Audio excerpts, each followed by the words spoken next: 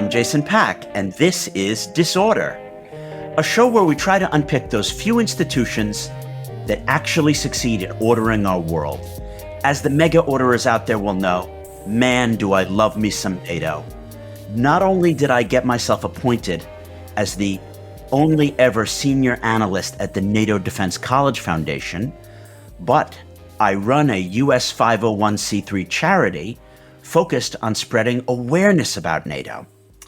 And, as you probably will know, we return on this very podcast to discussing NATO every couple of months. Back in the antediluvian period of episode 6, we discussed NATO, a model for ordering the disorder, chatting with Corey Shackey, Timothy Garton-Ash, Jamie Shea, and Charles Kupchan. And something really interesting emerged from that discussion, which is that for them, NATO was more than just a coordinating alliance, more than just a bureaucratic institution. It was a moral value. So today, we're going to delve a little bit deeper into NATO's history, its biography, the legacy of its institutional flexibility, and then how all of that can shed light on how it might respond to the unprecedented challenges of our current moment, the rise of the far-right national rally in France, the AfD in Germany, the spectre of Trump, the challenges posed by Putin, Xi, climate change, AI, and misinformation. Just some small challenges. So, to celebrate NATO's 75th anniversary bash taking place in DC, we're very fortunate to be joined by Peter Apps. He's a soldier and a scholar. He's the author of Deterring Armageddon, a biography of NATO. He's the defense columnist for the Reuters news agency, executive director of the pop-up think tank, the Project for Study of the 21st Century, and he's a British Army reservist. Welcome to Disorder, Peter. It's great to be here. You've been around a lot of war zones. Tell me, when people are out there soldiering and facing real threat to their lives, do they think about abstract concepts like NATO and what it stands for and that they want to be a part of it? I think some people like to feel they're part of something bigger. And that's particularly true in the sort of wars where you get what you might call citizen soldiers. So in the Second World War, for example, my grandfather remember being told, first duty of a soldier is to keep the peace, second duty is to kill the enemy. Now, that's not necessarily how more professional militaries kind of look at things. They're very mission-oriented. They'll talk about their first duty being to the mission. So I think, those who fought in the Second World War, those who served in uniform at the very beginning of NATO's history, were thinking much more about keeping the peace. The idea was that you would serve in West Germany or somewhere else and you'd be ready to fight, or indeed you might be fighting an actual war like Korea, but the purpose of that fight was to bring back peace and stopping the war getting worse. I don't know that many people in Afghanistan were thinking of NATO, even though it was a NATO badged operation. But I do think if you talk to people who are on the eastern flank today, so the enhanced forward presence in Eastern Europe, then they're very aware of that. And they're very aware that instead of fighting a war for whatever reasons a war might be fought, Libya or Afghanistan or the Balkans, but you talk a bit about, they're there to protect the right of free citizens in those countries they're defending to live their lives free from being invaded by a large country on their borders. And in fact, this is the key, which is that studying NATO makes us realize that the founders of it understood that they needed to create a very different world than the world that had existed before the world wars. And they did do that. And we might use the Ukraine war as an opportunity to say, you know what? Our relationship with Russia, as well as our relationship with the Western Alliance, didn't work. It didn't deter this from happening. We need to have a very, very different way of looking at things and a very different set of political structures, which might be ever closer union. I certainly, as a global orderer, am an advocate for these ideas of ever closer union. But all you need to do, Peter, is go to Clacton-on-Sea and chat with some Reform UK campaign managers to realize it's going to be a rather uphill sell in today's media environment to sell ever closer union to members of the British and American public. Yeah, so I think there's quite a lot to unpick there. So I think, firstly, I think to go back to 1945, there are two ways of approaching the world, and the Truman administration did both of them. So the first was the United Nations, right? So this step towards true global sort of handling everything globally. The UN Charter of August 1945 essentially criminalizes war. You can't fight a war unless you're attacked yourself or it's been approved by the UN Security Council. Now, obviously, quite a few countries have breached that. Argentina did by invading the Falklands in 1982. The US did by invading Iraq in 2003. Now, the UN says, let's all work together. That's the plan. That's still our best model for doing that. NATO is the sort of the dark younger brother, which is like, on the other hand, that might not work. So we need to have a club of people who think like us. And I think having those two structures of the UN and sort of NATO type sort of coalitions of the people who think the same is actually a very sensible way of approaching things. So I think that's quite important. At least in the ultra short term, UK democracy is one of the strongest governments in the Western Alliance, particularly if you look at the sort of, what you might call the big four of the US, France, Germany, and Britain. Chancellor Olaf Scholz, he's facing obviously the rise of AfD, but also a mainstream challenge from the right of centre Christian Democrats. Macron, who's always been an unusual character because he doesn't come from any of the established French political parties, is facing, both the far right, but also a more unified left. He's obviously having a bad time. And, you just have to look at the debate in the US in the last week of June between Biden and Trump to see a US political system that is at its most eccentric. The second point is that all of those things could reverse within 5 years, right? So the left and right of arcs are, I would argue, probably bigger than they've been at any point since arguably the late 1940s, when all kinds of unthinkable things were possible. The US could have gone isolationist again. The world could have looked very different, But right now we're in a very unpredictable phase. We could easily see a major war in the next presidential term. And my instinct is that we will survive without a third world war over the next decade or two, but not without some scary moments. So it's going to be the scariest point since the 60s, and actually with a lot more moving parts. So, there's the unknown unknowns, to quote Donald Rumsfeld, are metastasizing, spreading. If you want to look at how ill-ordered the world is today, I think sort of two anecdotes in particular will tell you. The first is that it seems fairly clear that China didn't know that Russia was going to invade Ukraine. And secondly, it seems quite certainly, if you look at the briefings to US newspapers and the like, that the current belief of the sort of US interagency is that Iran didn't necessarily know that Hamas was going to attack Israel in October. In a world where you've got huge blocks, people talk about the CRINCs now, the China, Russia, Iran, North Korea, where you've got this sort of authoritarian axis, but where each element is doing stuff that the others don't know about. That's incredibly unstable. And we've never seen that before. This is very part and parcel of the era of enduring disorder. I maintain that at no point in human history have allies had a better ability of coordinating together, and at no point in human history have they coordinated less well together. Putin can't cause Belarus or Kazakhstan even to do his bidding vis-a-vis the Ukraine war. He essentially had to invade Belarus and to ignore Kazakhstan because he can't compel them to do his bidding. He's not able to coordinate well with China.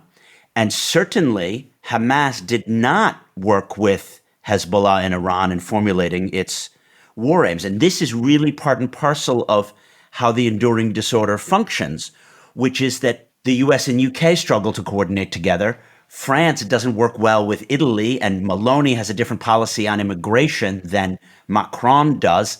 And then France and Italy were actually on opposing sides of the Libyan civil war in 2014. And these things are shocking when looked at in historical perspective, because if in the 1980s, France and Italy were on the opposite sides of a major hot civil war in Africa, Reagan would have called them on the phone and said, you guys got to knock this out, and it would be over. So that is something which I think defines where we are at now, and it isn't going to change overnight. Yeah, I mean, don't underestimate how unstable past alliances were, right? The Napoleonic Wars consist of a whole series of sort of successive alliances. The Allies included the US and the Soviet Union in World War II, and then they almost went to war immediately afterwards. So I think there's an element to which 'twas ever thus. I think the things that are different now are the world's been chaotic before, and the world's had nuclear weapons before. It's not been as chaotic and had nuclear weapons before. We've never had so many moving parts And we've also never had the US and Western European countries, supplying weapons that are striking within Russia in the way that we do in Ukraine. And if you look at Ukraine's ability to fight, Ukraine wouldn't be able to do what it did if it wasn't for the fact that weapons were moving through Poland and so forth without Russia feeling able to attack Poland in a conventional way. If NATO didn't exist, I suspect that the whole of Eastern Europe would probably now be at war. So NATO has managed to hold the line in lots of ways. But I think it's that gap between disorder and order that is sort of particularly kind of challenging. Pretty much all the confrontations we see at the moment, whether it's Ukraine or the Baltic states, you mentioned Kazakhstan, Taiwan, are the hinterlands of big empires, Russia and China, and the bits of their periphery that they believe they dominate. Independent-minded governments in those places, and the loss of those territories around the periphery is seen as extremely threatening and intolerable for Moscow and Beijing.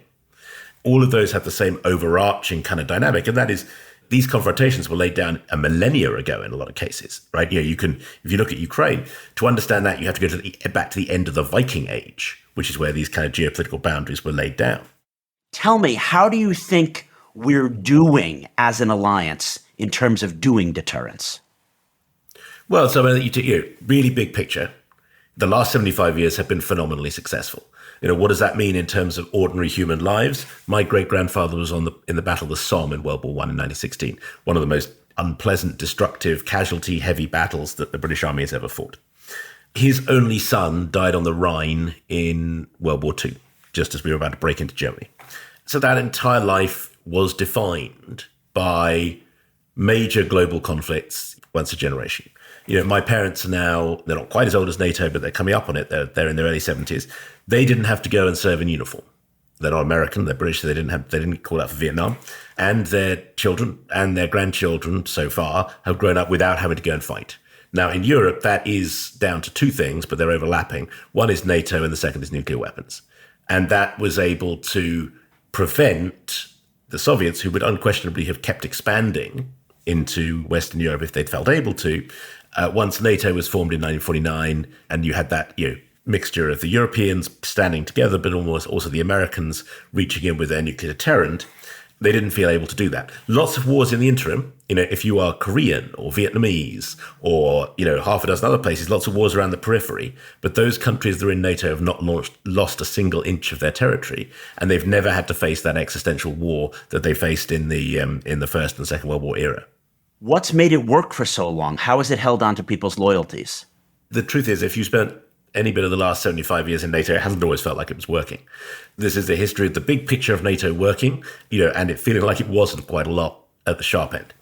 Well, particularly the bureaucratic sharp end. So, NATO has been in a state of continuous crisis, 12 countries to begin with, 32 today.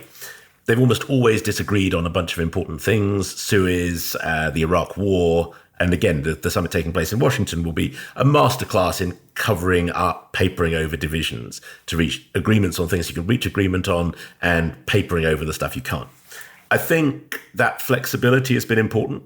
There's been a couple of moments of genius in NATO's history. The first is the idea of it coming into being in the first place. The second is building that military structure that is credible, which was heavily done by Dwight D. Eisenhower just after the outbreak of the Korean War. He was the first NATO Supreme Allied Commander Europe. If you look at how NATO was able to adapt so fast to the Ukraine invasion in 2022, essentially they went back to their roots and they used those same military structures to be able to build the new war plans they've got to be able to defend Eastern Europe. And then the third element of that is the sort of civilian structures around the Secretary General, which were built just as Eisenhower was heading back to the US to become president, which is where you have a Secretary General and a relatively small staff. Still only a couple of thousand people. And your North Atlantic Council meetings of ambassadors where you sit around and you hammer out these things in these meetings that no one has anything good to say about. I was speaking to one modern NATO ambassador, so ambassador from a European country, NATO, and she said, I started out as a junior diplomat in these committees, and they're awful because you're arguing about where a comma goes or the exact shape of words. But actually, the men and women who do that then come back as NATO ambassadors 25, 30 years later, and they build that consensus and they hold the alliance together. And they do it through these incredibly annoying bureaucratic meetings. A lot of it is about getting people to work together. So an exercise in joint writing. And you put a bunch of people in the same room and you make them come up with a solution. And that is a a very unusual diplomatic skill. It's different to being in the UN. It overlaps a bit. But NATO, since the 50s, when they created the NATO Defense College and other institutions, has been very good at taking a certain bunch of people, some of the best people in each of their countries' militaries and civilian structures, and turning them into the sort of beings who can make that structure work. And this is like Churchill's quote about democracy. It's the worst form of government except for all the others. So, of course, sitting in endless NATO meetings or having to, code draft a memo with people who have 22 different native languages, it's a pain, but it's just the best of what we've got, right? Yeah, I mean, it's just every time NATO has fought an actual war, whether it's Kosovo or Afghanistan or Libya, sort of everyone comes away from it afterwards and says, let's never do that again. So one of the reasons why the US was so cautious about bringing NATO in after 9/11 was that they hadn't enjoyed the Kosovo war. It's sort of fine for bureaucratic processes. It's really very complicated for war fighting. Yeah, I mean, it's definitely no one has found a better structure for tying together countries with disparate interests. The Eisenhower administration wanted to have NATOs on every continent. So they wanted there to be an Eastern Bloc, and everyone who wasn't part of the Soviet bloc would be in a regional NATO. So sort of Middle East Defense Organization, they call it MEDO. They wanted something similar in Southeast Asia. And of course, that's never actually worked because quite a lot of countries want to stick in the middle. And that's actually not a stupid place for a lot of countries to be. And it's also remarkable because it's relatively rare. And I think if it hadn't been for the shock of the Second World War and the fact it had happened twice in a generation, I don't think the countries of Europe and or indeed the US would have been willing to commit to it. Now, the other point is the other structure that comes out of that is the modern European Union, of course, which is where the European nations have started to pool their kind of resources and tie themselves together. And that wouldn't have happened without a big war. I think that because of those unique threats and because it was Eisenhower who organized D-Day, and he came back over to Europe and he set up the chain of command and the structures, that NATO can be said to have its own personality. You're essentially a biographer of NATO. Tell us, what are the character traits? This isn't just a coalition of countries. It's a unique organization and institution. What is it like? Yeah, so I think the way I described it in the introduction is the flawed hero of a 75-year-long battle to stop another world war breaking out in Europe. And it's kind of interesting because quite a lot of sort of its strength is its unity. And when you look behind the surface, of course, it's a collection of countries that have all kinds of very complicated issues with each other. It's a very, very small bureaucracy. George Robertson, when he was Secretary General, complained that he could go and talk to Putin, but he couldn't get a gardener hired without getting that through one of these horrific committees, because the NATO budget has to go through all 32 countries, and they all want their own little thing. I mean, the other thing is that it's basically in a state of continuously falling apart, except for these crises. So Donald Rumsfeld, who was ambassador to NATO in the 70s, said it's saved once a decade by a flare-up with the Soviets. Someone else talked about it being formed from the whips of fear. The other thing, the number one psychodrama in NATO has always been about the US. If you look at the history of NATO, it's essentially written in US presidential terms. And the defining feature of NATO up until this point, and the Biden administration, I would argue, has been the turning point on this, not through their own choice, but it's been a long time coming, is that the security of Europe, aside from maybe sort of a 10-year period after 9/11 where the US focused on the Middle East, has been the number one priority for the United States from 1945 until pretty close to the present day, but not now. So even in 2022, after the invasion of Ukraine, Europe became America's top priority again for a bit. That is probably never going to happen again. That focus is switching to Asia. People talk a lot about Trump and isolationism, and that's important. But actually, if you talk to the Europeans, what they will tell you is, regardless of who is president of the United States, their priority is going to be China. We're never going to be the Americans' top priority again. And that completely changes the dynamic.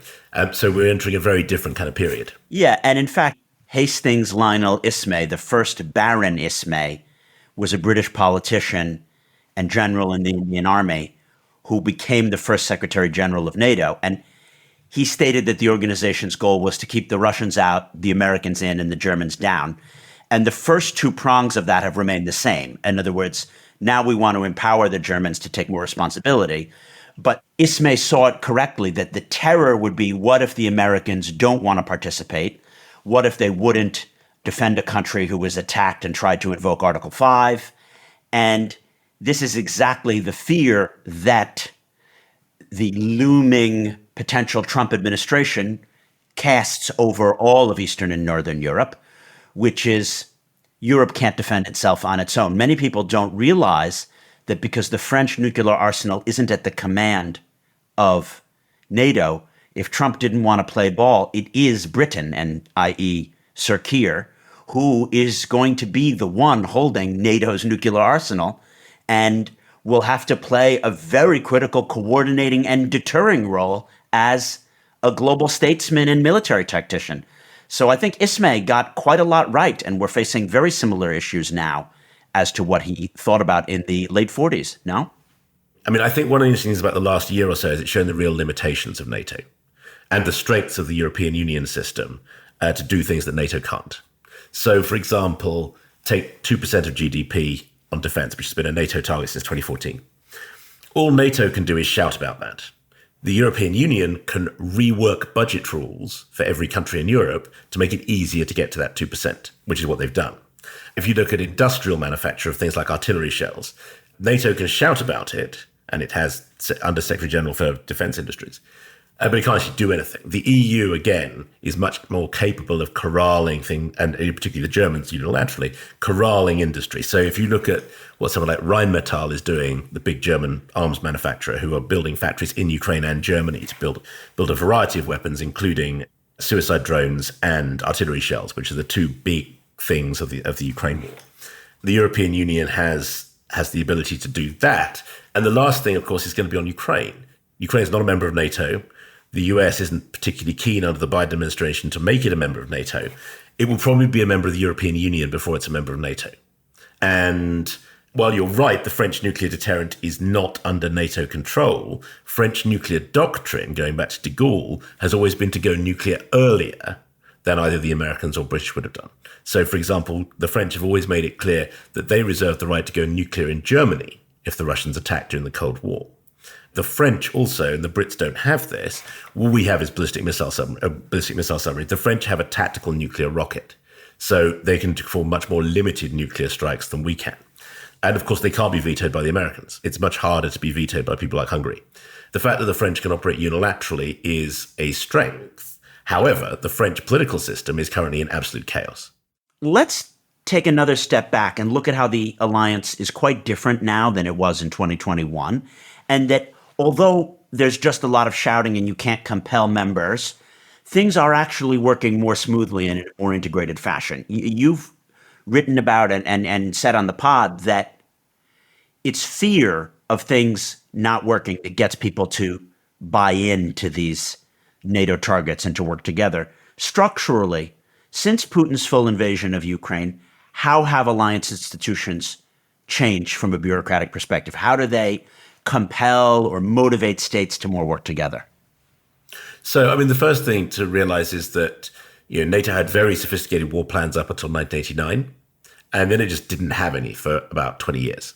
There were no real plans to defend the Baltic states until about 2013, 14, and they were pretty limited until 2022. So what you've seen since in the first 6 months of the invasion, so between February of 22 and the Madrid summit that June, was the start of building what are now some quite sophisticated war plans. Now, simultaneously, all of the countries that are worried are scared that NATO wouldn't work. So they've also got their own separate war plans. And thirdly, they're worried that the US won't turn up. So there's essentially three levels on which war planning takes place in Europe. There's what happens if NATO plays, what happens if NATO doesn't play but the US does. So all of these countries have their own bilateral discussions with the US. And then you have the real dark night kind of options, which is, well, what happens if NATO can't be persuaded to do anything and America isn't there?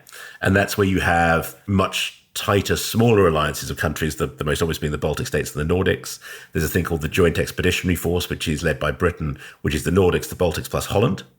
And these are countries that would be able to sort of fight together and support each other if Germany, France, and the US decided that they weren't going to do anything. It happens on multiple levels, and that sounds stupid, but actually it isn't. If you talk to soldiers, what they'll talk about is, it's not the plan that counts, because the plan's always never survives first contact with the enemy. It's the planning. So because you've got this bunch of staff officers who are used to planning, they are able to work together when an unexpected scenario turns up. Why don't we pivot to some of the things that NATO has not gotten right? Because so we've talked about things that it has done right. What would you say are NATO's worst failings in its history? There's a couple of questions that sort of fall out of this. Is firstly, what do we mean by NATO?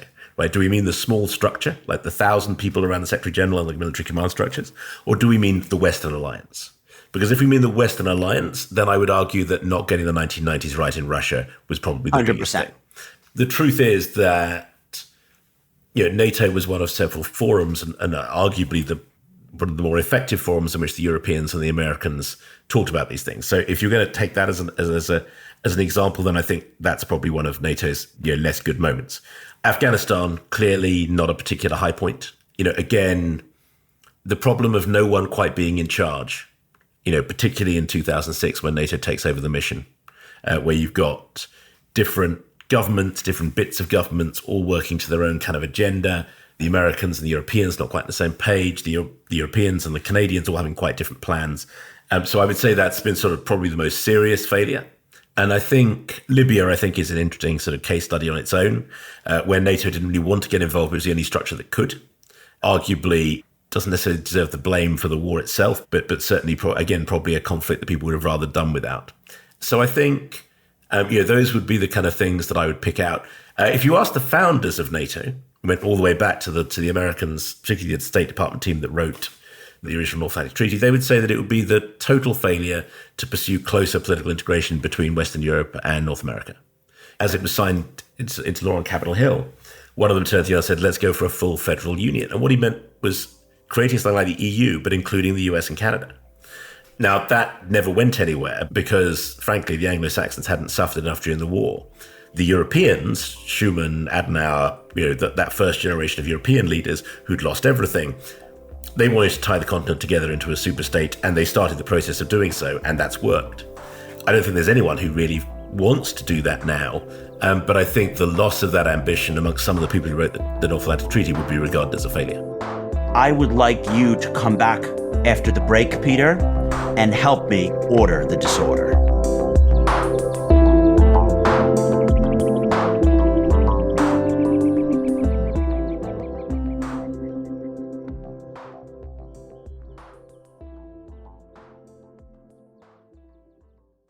I'm John Prideaux, US editor at The Economist, and the question I get asked the most is this: why are two old, unpopular men running for president again?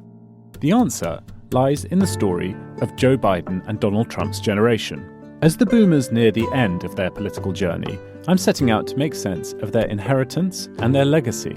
I'll reveal the mindset of a generation during 6 crucial years. Listen now to Boom from The Economist, wherever you get your podcasts. Peter, it's been really fun roaming over hundreds of years or thousands of years of history with you. But now the time has come to order the disorder. The spectrum of political ideas in the democratic world is broader than when you and I were kids. I think we're roughly similar in age. And we've seen a world where the differences between the left and the right that we could vote for in Anglo-American world has gotten farther apart. That is worrying to me. What can we do to help bring the major political parties in the Anglo sphere more towards the continuous center? I personally think that I like my political parties to be able to operate, and this is a very UK-based sort of reference, but you'll get it, and sort of, the Tony Blair to Tony Benn spectrum, right? So 1990s, Tony Blair, probably about as centrist to right-wing as you get within the Labour Party. Tony Benn, pretty left-wing, able to coexist within a party where they fundamentally disagreed on Iraq in particular, but also lots of other stuff. And I think I am fundamentally in favor of sort of 2 and a bit party systems where most people can find their home within either the right of centre party or the left of centre party. And if you're a centrist, you might tap between the two, or you might go to a third party. Personally, I like that. I think one of the things that is really interesting at the moment, and you really see this in NATO, is that the small countries are actually really well led. If you've got like a country that is the size, I mean, even the quite chaotic countries like Belgium that spends a lot of time without a government, quite a lot of stuff actually works in terms of the political leadership. That's really interesting. And it evokes what Dr. Arman Sarkisian, the former president of Armenia said on our pod about small states, which is that small states have to have efficiency because they're out there in a dog-eat-dog world where if their stuff doesn't work, they're going to get gobbled up by their big neighbors. And hence the Qatars and Singapores of this world have to innovate and try new ways of doing things. And therefore, if we look at Ireland and Singapore, we see that they've done things with finances and bureaucracy and technocracy that the sluggish US and Britain are not able to do. So how do we learn from those small states? Well, so firstly, I think Ireland and Iceland are a good case in point because they blew up their economies in 2008 because they did that too. They were too efficient. But essentially, they decided financial services was the way forward and they blew up their economies. So you can get it wrong. I think the European Union system model, which is that you build your talent in your countries and then you bring people up to the top tier. Very interesting, Kaja Kallas, Prime Minister of Estonia, has just become the EU lead on foreign affairs, which tells you a lot about what the EU is going on Russia, right? She wanted to be NATO Secretary General. The Americans didn't want her as Secretary General. The Germans didn't want her as Secretary General because too anti-Russian. Within the EU, on the other hand, people seem to be fine with having her as the foreign policy supremo. That's really interesting. The bigger the country, the worse it seems to be working. And it's kind of intriguing to me as to why the US isn't working. Because actually the US Constitution, or the way it works up until now, has been based around that small state to big state, right? You used to become a governor of somewhere that, so you could demonstrate that you could run Massachusetts or California or somewhere. And then you could go and, if you were a popular governor, you could then go and live in the White House. And that has broken down, ironically, since Obama. Obama is the first president in quite a long time who'd not been a governor. Biden's never been a governor. Trump's never been a governor. And so we've had this period, and it seems like no one else has managed to break through for a long time. We don't need to talk a lot about the lack of other democratic challenges, but it's something quite interesting has happened in the US that may or may not redress itself quite quickly. My bet is on it not redressing itself quite quickly. It's very easy to break something. It's very difficult to rebuild it. Yeah, I mean, I think most US presidents for an incredibly long period of time have been born in the 1940s for like 35, 40-year period. So that problem is about to self-delete itself. What it's replaced by, I think, is something quite substantial is going to change in the US system over the next 10 years. And I think what that disorder looks like, or indeed order or whatever looks like, is still quite hard to see. My personal belief is that if you're looking at revitalizing democracies, the fairer your candidate selection to get into the systems, which we're very bad at in the UK, even worse at in the US, is actually quite important. But as someone who's done some stuff at grassroots UK politics level and has decided to sit it out in the second time round because because it is so opaque, you have to put a lot of effort in to get nowhere, or it's easy depending on where you're coming from, and that isn't healthy. I'm really I like the Scandinavian way of doing business, which is also the Baltic way of doing business, which is you can be very socially liberal, but there's a line of steel running through it. So, the Swedish approach to, everyone has to be ready to fight so we don't have to. You see that even more in Finland. I think that's really powerful. I think if what we saw was a spreading of that kind of idea and way of doing business around the democracies of the world, whether that's the Philippines or Europe or anywhere else, I don't think that would be a bad thing. Great. So what are the lessons that we can learn from how NATO has worked in terms of creating other institutions? What have been the pitfalls for NATO? What has worked? How can we apply these to creating new institutions to deal with the challenges of our day, like climate change and AI? So, I think NATO has done, and other institutions do the same, NATO, EU, UN, other things, it's not worthless having talking shops about the stuff that don't do anything, because that's actually, the blue sky stuff is important. Nixon set up a committee in NATO for studying the problems of the 20th century or something, but it was everything from new towns to climate. And it was sort of useless because it didn't achieve anything. But actually, those were useful discussions. What you're saying is that Nixon understood the value of Podcastistan, that just us blathering here is actually somehow useful? Well, I think it's useful in the sense that, this is the sort of, and then the one step up from that, which is people who have power talking about it without any particular agenda, is useful. And the people with power and influence listening to podcasts is useful. And then where something like a NATO structure comes in is where you've refined that into something you actually want to achieve. things like NATO work best when you've actually identified what you want to prevent. The 1950s were really a moment where we went like, lots of really interesting stuff's happening. We just need to have enough prosperity, which means we need not to spend too much on defense. Eisenhower was really clear. You can't spend too much on defense because you'll lose that economic vibrancy that keeps democracy going. And Eisenhower was very aware of the risk of what happened to the Soviets because they spent too much on defense and collapsed. But in order for that to happen, you need to stop there being a big war. And NATO was designed to stop there being a big war and talk about some other stuff. So I think there are advantages to having structures like that.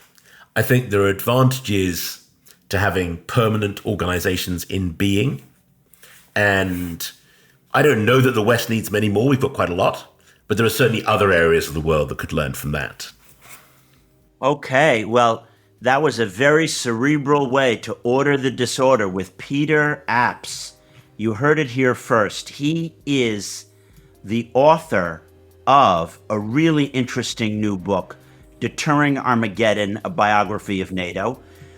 I might have less cerebral takeaways about how to order the disorder, but we heard Peter's very interesting views, which is that what we're doing here in Podcastistan is actually useful because we hash out some ideas, we put some plans, we get some ideas germinating, and maybe it trickles up or not. Please, if you enjoyed this discussion, tap follow right now. You might want to check out our Substack where we're going to be commemorating the 75th anniversary of NATO with some articles on its history, a little more on Lord Ismay, who we discussed today, and some background on some challenges and successes that the Alliance has faced over its 75 years. As always, thanks are due to our producer, the one, the only, the George McDonough. Our executive producer has been Neil Fern. And we hope your week is very ordered and that you have a lot of alliance in your life. Thank you.